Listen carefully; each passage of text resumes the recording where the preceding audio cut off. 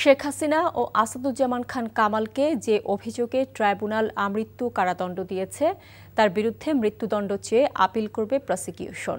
আপিলের প্রক্রিয়া চলছে জানিয়ে প্রসিকিউটর গাজী এম.এইচ. তামিম বলেন, ইতিমধ্যে তারা রায়ের পূর্ণাঙ্গ কপি হাতে পেয়েছেন।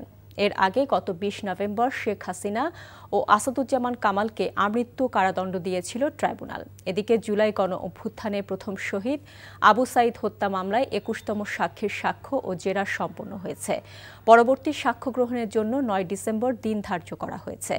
এর আগে ২৪ নভেম্বর ট্রাইব্যুনাল ২-এর বিচারক মোহাম্মদ মঞ্জুরুল বাসিদের নেতৃত্বাধীন ২ সদস্যের বিচারিক প্যানেল জানান, আবু সাঈদ হত্যার ঘটনায় মানবতাবিরোধী অপরাধের মামলায় সাবেক ভিসি হাসিবুর রশিদ সহ ৩০ জনের বিরুদ্ধে ১৭তম দিনের সাক্ষ্য গ্রহণের দিন ধার্য ছিল।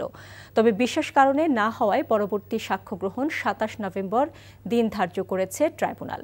ওই দিন এ মামলার তদন্ত কর্মকর্তা জবানবন্দি দেওয়ার কথা ছিল, তবে বিশেষ কারণে প্রসিকিউশনের আবেদনের পরিপ্রেক্ষিতে নতুন তারিখ নির্ধারণ করে ট্রাইব্যুনাল।